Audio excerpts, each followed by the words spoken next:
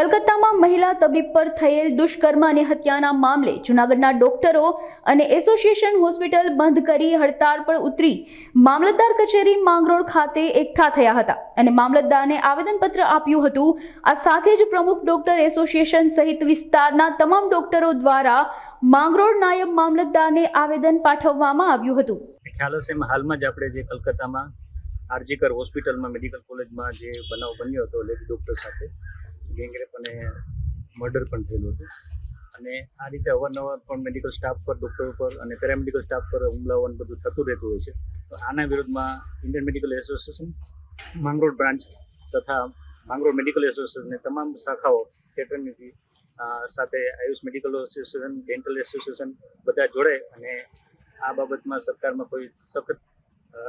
કડક પગલાં લેવામાં આવે અને ભવિષ્યમાં આવા બનાવો ન બને એના માટેનું સિક્યુરિટી અને એના કાયદાકીય પ્રાવધાન થાય એ માગણી માટે અમે આજે મામલતદાર સાહેબને આવેદનપત્ર આપ્યું છે।